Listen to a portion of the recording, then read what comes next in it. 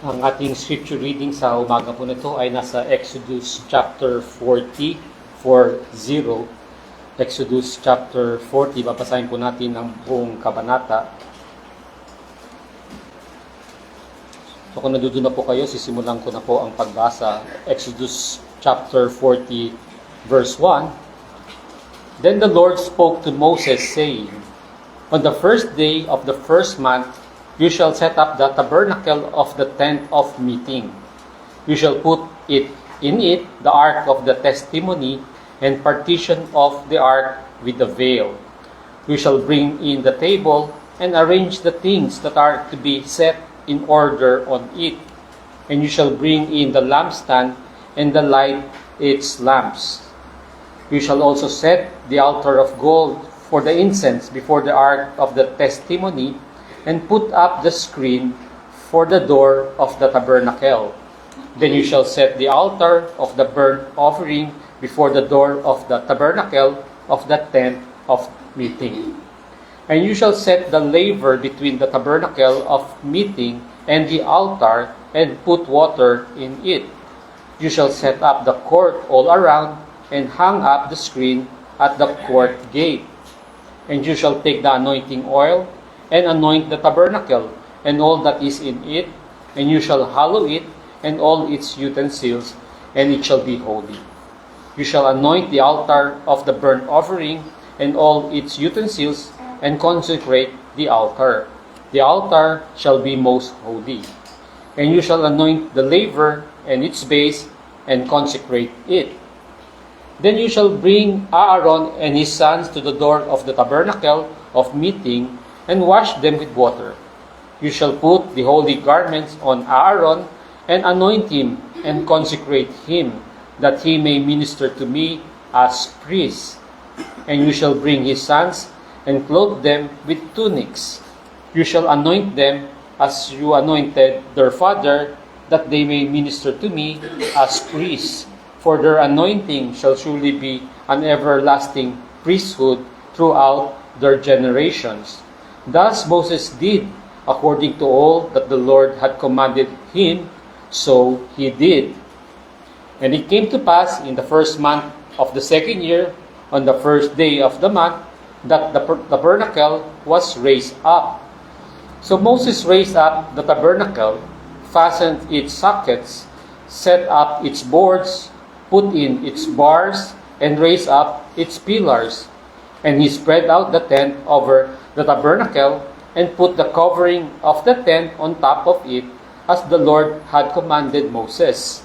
He took the testimony and put it into the ark, inserted the poles through the rings of the ark, and put the mercy seat on top of the ark. And he brought the ark into the tabernacle, hung up the veil of the covering, and partitioned off the ark of the testimony, as the Lord had commanded Moses. He put the table in the tabernacle of meeting on the north side of the tabernacle, outside the veil, and he set the bread in order upon it before the Lord, as the Lord had commanded Moses. He put the lampstand in the tabernacle of meeting across from the table on the south side of the tabernacle, and he lit the lamps before the Lord, as the Lord had commanded Moses. He put the gold altar in the tabernacle of meeting in front of the veil, and he burned sweet incense on it, as the Lord had commanded Moses. He hung up the screen at the door of the tabernacle. And he put the altar of burnt offering before the door of the tabernacle of the tent of meeting, and offered upon it the burnt offering and the grain offering, as the Lord had commanded Moses. He set the laver between the tabernacle of meeting and the altar, and put water there for washing. And Moses, Aaron, and his sons would wash their hands and their feet with water from it. Whenever they went into the tabernacle of meeting, and when they came near the altar, they washed, as the Lord had commanded Moses. And he raised up the court all around the tabernacle and the altar, and hung up the screen of the court gate. So Moses finished the work. Verse 34. Then the cloud covered the tabernacle of meeting, and the glory of the Lord filled the tabernacle. And Moses was not able to enter the tabernacle of meeting because the cloud rested above it, and the glory of the Lord filled the tabernacle. Whenever the cloud was taken up from above the tabernacle, the children of Israel would go onward in all their journeys. But if the cloud was not taken up, then they did not journey till the day it was taken up. For the cloud of the Lord was above the tabernacle by day, and fire was over it by night, in the sight of all the house of Israel throughout all their journeys.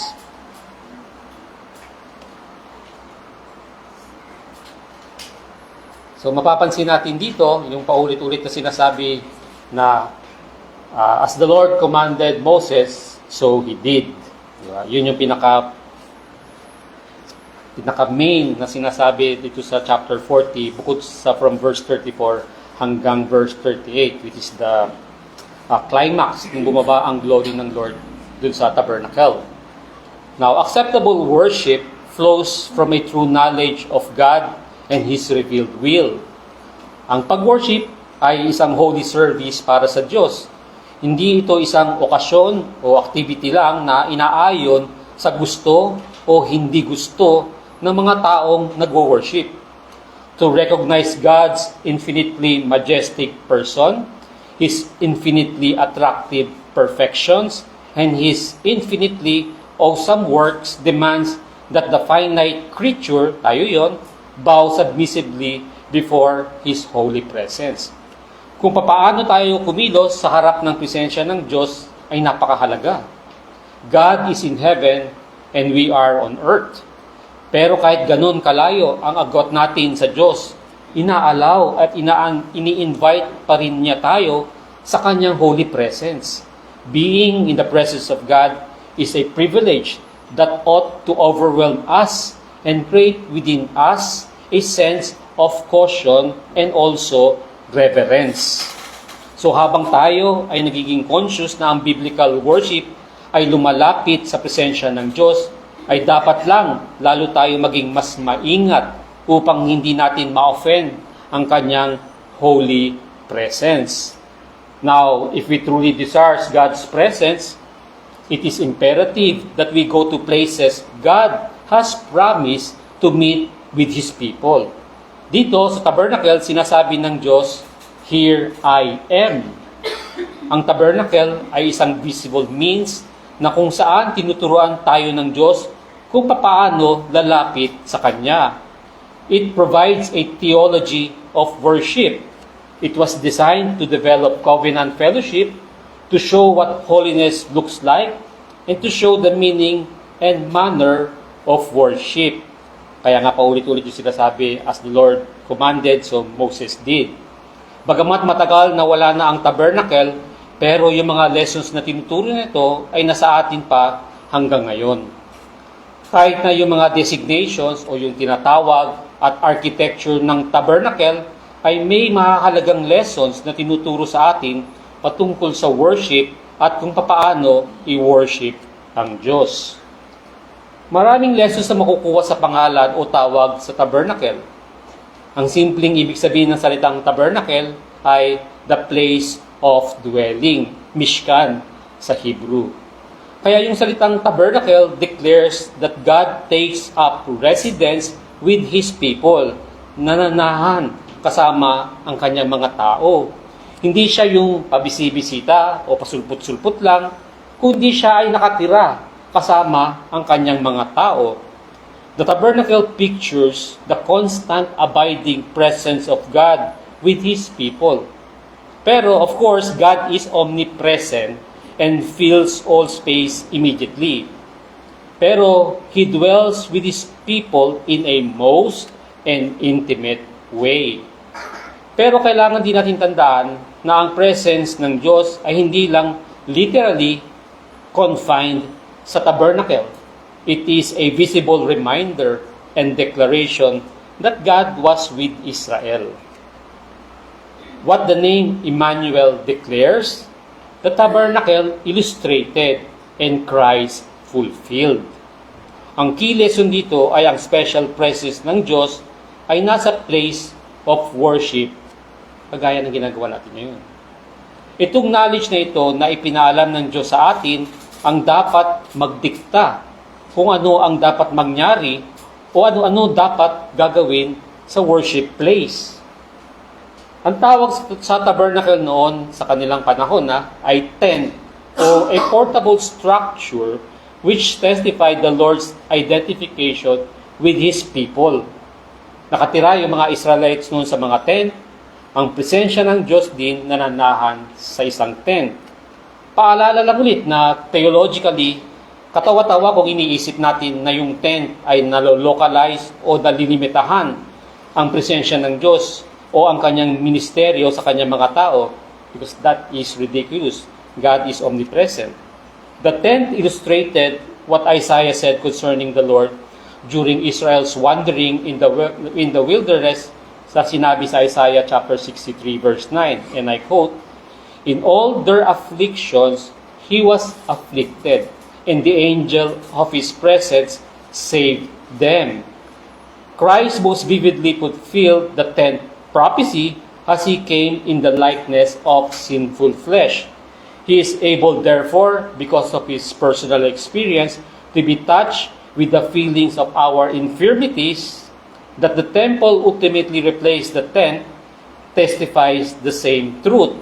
Now, in panahon na the people were living in houses, God dwelt in a house, yung temple. This suggests that some aspect of worship are temporally, culturally elastic. This is not to suggest that time or culture or personal preference dictate worship practice. Rather, it says that God is sensitive to our circumstances and His truth is relevant and applicable to every circumstances. So, sa madaling salita, yung sinabi ng author dito na just because Jesus became man, He knows our frailty, He knows our weakness. Kaya He can sympathize with us. Nakaka-relate siya sa atin.